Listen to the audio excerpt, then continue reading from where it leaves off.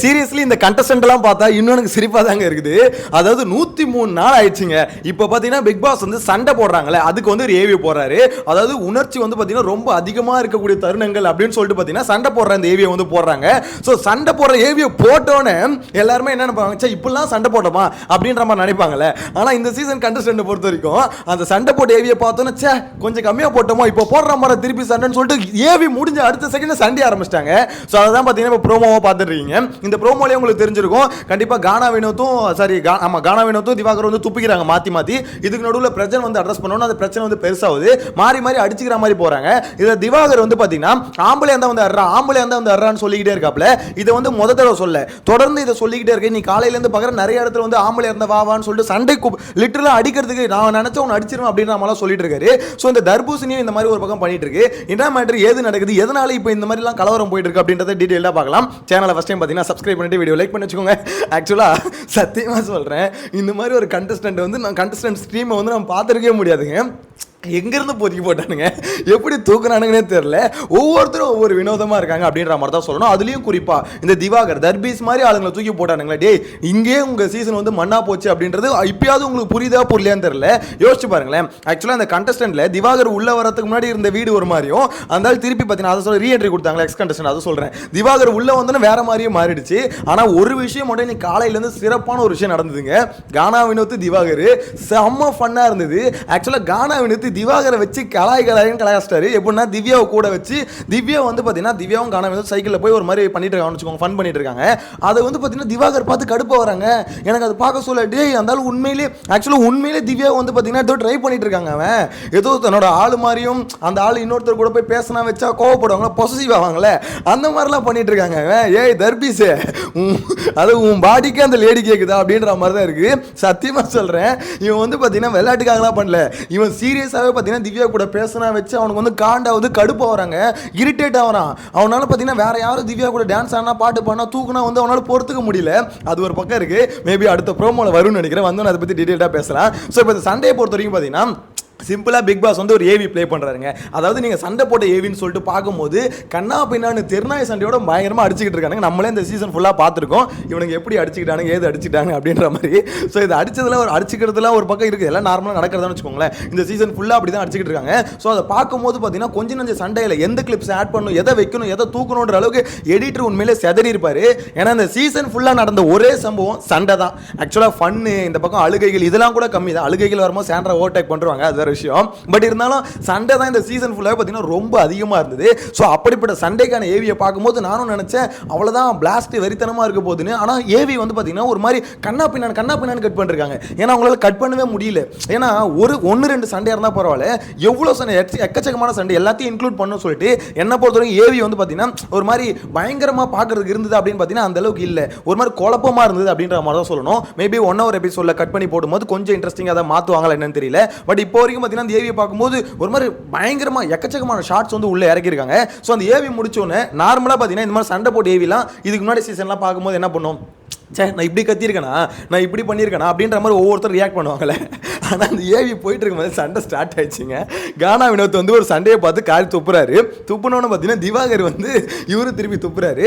அதாவது திவாகர் துப்புறதை தான் பிரஜன் பார்க்குறாரு. ஓகேங்களா, பார்த்துட்டு இந்த மாதிரி துப்பாதீங்கன்னு சொல்லிட்டு இந்த மாதிரி நம்மளாம் செலிப்ரேஷன் வந்திருக்கோம், அவங்களாம் கண்டஸ்டன்ட் இந்த மாதிரி துப்பாதீங்கன்னு திவாகரை பார்த்து சொல்றாரு.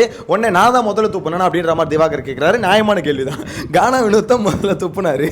ஆனால் இங்கே விஷயம் என்னன்னா, இவங்க 2 பேருக்குள்ள பார்த்தீங்கன்னா பயங்கரமாக காலிலேருந்தே ஒரு வார் மாதிரி ஒன்று போயிட்டு இருக்குன்னு வச்சுக்கோங்களேன். திவ்யா வச்சு கானா வினோத் ஒரு மாதிரி வெறுப்பேற்றிட்டு இருக்காரு திவாகர் அப்படின்ற மாதிரி சொல்லணும். திவாகர் பார்த்தீங்கன்னா ஏதோ தன்னோட பொண்டாட்டி இன்னொருத்தவங்க கூட வந்து பழகினா கோவப்படுற மாதிரி அந்த ஆளும் கோவப்பட்டு இருக்காரு. சரி ஓகே, இதெல்லாம் நடந்துட்டு இருக்குன்னு வச்சுக்கோங்களேன். இங்கே கானா வினோத்தும் முதல்ல துப்புறாரு. நெக்ஸ்ட் வந்து பார்த்தீங்கன்னா ஏதோ ஒரு சண்டை கிளிப்ஸை பார்த்துட்டு அவர் துப்புறாரு. நெக்ஸ்ட் திவாகரன் துப்புறாரு. ஸோ இங்கே வந்து பிரச்சனை வந்து அட்ரஸ் பண்ண இந்த மாதிரி துப்பக்கூடாது அப்படின்ற மாதிரி ஒன் அவர் சொல்ற முதல்ல அவர் தான் துப்புனாரு அப்படின்ற மாதிரி சொல்றாரு. சரி ஓகே, இது நார்மலாக போகிறாங்க. ஆனால் திவாகர் வந்து அவரோட ரியாக்ஷன் வந்து உண்மையிலே ரொம்ப வந்து எப்படி சொல்றது, எகிரிட்டு வராருங்க எல்லாருக்கிட்டையும். எகிரிட்டு அவர் லைட்டாக வாய்ஸ் ரைஸ் பண்ணோன்னா பிரச்சனை பார்த்தீங்கன்னா எகிரிட்டு போயிட்டாரு. பிரச்சனை பற்றி தெரியும், ஆல்ரெடி ஒரு பேப்பர் ரவுடி. ஸோ அப்படின்னும் போது இவர் இவரு எகிரிட்டு போயிட்டாரு. எகிரிட்டு போனால் 2 பேருக்கு நடுவில் முட்டிக்குது. ஸோ இதுக்கு நடுவில் வர விக்கல்ஸ், அதாவது சபரி எல்லாரையும் தள்ளி விட்டு வாடா வாடான்னு சொல்லிட்டு பிரவீன் ராஜ் உள்ள வந்து அமைதியாரு, கையை வாங்காது. ஏன்னா திவாகர் பார்த்தீங்கன்னா என்ன பண்ணுவேன் வாடா சண்டைக்கு வாடா, ஆம்பளை இருந்த வாடா அப்படின்ற மாதிரி ஒவ்வொரு வார்த்தைக்கும் அந்த ஆம்பளை இருந்த வாடா வந்து அடிச்சு பாடுறா அப்படின்ற மாதிரிலாம் சொல்றது. எனக்கு இந்த ஆள் என்ன நினச்சிட்டு இதெல்லாம் பண்ணுறான் ஏது பண்ணுறான்னு ஒன்றும் தெரியல. ஆனால் அப்படி தான் கூப்பிடுறான். பிரவீன் எல்லாம் பார்த்தீங்கன்னா பயங்கரமாக கூப்பிடுறான், வாடா வந்து அடு அப்படின்ற மாதிரி. எனக்கு தெரிஞ்சு பிரவீன் ராஜ் வீட்டை விட்டு வெளியே போகிறதுக்குள்ள ஒரு ஊம குத்தா குத்திட்டு போயிடுவாங்க தான் நினைக்கிறேன். அதாவது சார் ஏதோ பயங்கரமான பாடி பில்டர் மாதிரியும் 10-15 சண்டையை வந்து பார்த்தீங்கன்னா தினமும் ஒரு 10-15 சண்டை போட்டு வந்து எப்படி பில்டப் கொடுப்பாங்க அப்படி பண்ணிட்டு இருக்காங்க. இவன் கானா வினத்தெல்லாம் போயிட்டு லிட்டரலாக காலையில் லைவ் பார்த்தேன். ஸோ அதில் வந்து வா ஆம்பளை இருந்தால் என் கூட சண்டைக்கு வா, சண்டை ஒரு அடி தாங்க மாட்டேனீலாம், ஒரு பஞ்சு தான் உனக்குலாம் அப்படின்ற மாதிரி கானா வினத்தை வந்து வெறுப்பேற்றிட்டு இருக்கான்.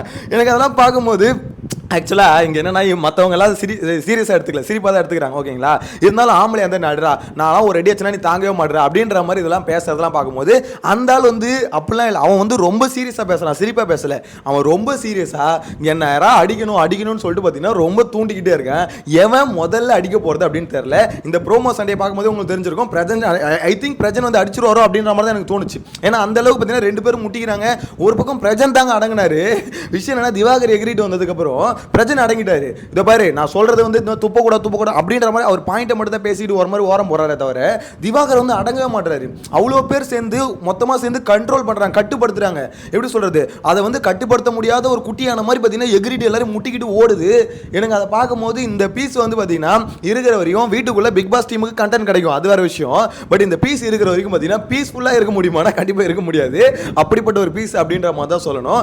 அது எனக்கு இந்த சண்டைகள் இதெல்லாம் பார்க்கும்போது எல்லாருக்குமே வந்து திவாகர் வந்து ஓட்டணுன்ற ஒரு தாட் இருக்குங்க. குறிப்பாக கானா வினோத், பிரவீன் இவங்களுக்குலாம் பார்த்தீங்கன்னா இருக்கிற வரைக்கும் இந்த ஆளை வச்சு செய்யணும். ஆக்சுவலாக பிரவீன் நீங்கள் நினைப்பீங்க இவ்வளோ சண்டை போடும்போது பிரவீன் ஏன் ரியாக்ட் பண்ண, பிரவீன் பார்த்தீங்கன்னா கத்திக்கிட்டு போகிறான் வரான். ஆனால் அவனுக்கு கிளியராக தெரிஞ்சு போச்சு திவாகர் என்ன தான் வார்த்தை பேசினாலும் சரி இவன் நம்ம வந்து ஸ்போர்ட்டிவாக எடுத்துப்போம், ஃபன்னாக எடுத்துப்போம், நம்ம இருக்கிற வரைக்கும் இந்த இவனை வந்து வச்சு செய்யணும், இந்த நாய் உடவே ஓடக்கூடாது அப்படின்ற கிட்டத்தட்ட அந்த மைண்ட் செட்டில் தான் பிரவீன் இருக்கான். பிரவீனை பொறுத்தவரைக்கும் நான் உன்னை கலாய் பண்ணா, நீ என்ன திட்டிக்கூடா, என்ன தெரியும். ஏன்னா நேற்றுலாம் பர்சனல் லைஃப் வரைக்கும் இறங்கி போய் அவன் வந்து ஒரு மாதிரி ரொம்ப சீப்பாக திட்டான் திவாகர்லாம். ஸோ உன் பொன்னாடி எப்படி உன்னை ஓகே பண்ணா, உன் கூட எப்படி வாழ்றா, இந்த மாதிரி இவ்வளோ லெவலில் வந்து இறங்கி பயங்கரமாக திட்டினான்னு வச்சுக்கோங்களேன். அப்பயுமே பிரவீன் கோவப்படல.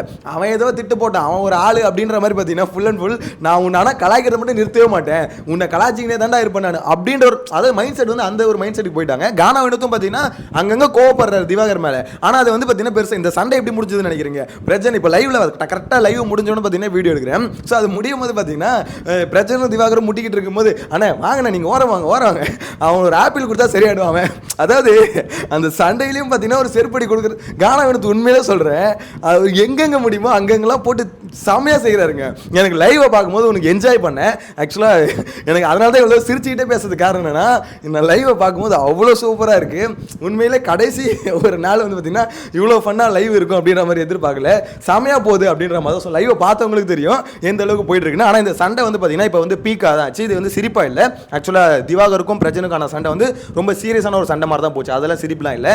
அதுக்கடுத்து பிரவீனுக்கும் அவருக்கும் சண்டை கொஞ்சம் சீரியஸாக தான் போச்சு. ஏன்னா திவாகர் வந்து எப்படி சொல்கிறது கலாய்க்கிறது தான் கலாய்க்கணும். திருப்பி இந்த பயப்புள்ளைக்கு என்ன பண்ணால் கலாய்க்க மாட்டான், திருப்பி கோவப்பட்டு ஏதோ பேசுகிறான், வார்த்தையை விட்றான், இல்லை அடிக்கிறதுக்கு ஒரு மாதிரி எகிரிக்கிட்டு போகிறான் அப்படின்ற மாதிரி தான் இருக்குது. எனக்கு தெரிஞ்சு வெளியே போகிறதுக்குள்ள எவங்கிட்டயோ ஒரு ஊமை குத்தா ஒன்று வாங்கிட்டு தான் போகிறான். அது பிரவீனா, கானா வினோத்தா, பிரச்சனா யாருக்கிட்டலாம் தெரியல. ஆனால் கம்பல்சரி வெளியே போகிறதுக்குள்ள பயங்கரமாக போட்டு பொழந்து அனுப்ப போகிறாங்க திவாகர் அப்படின்ற மாதிரி தான் எனக்கு என்னமோ தோணுது. உங்களோட கருத்துக்களை மறக்காம கமெண்ட்டில் மென்ஷன் பண்ணுங்கள். இந்த ப்ரோமோ பார்க்கும்போது கானா வினோத் திவாகர் அதுக்கப்புறம் பார்த்தீங்கன்னா பிரச்சனை இவங்க 3 பேர் சண்டையை காமிக்கிறாங்க. இதை பற்றி உங்களோட கருத்தை கமெண்ட்டில் சொல்லுங்கள். நெக்ஸ்ட் வீடியோவில் மீட் பண்ணலாம். Tata bye by.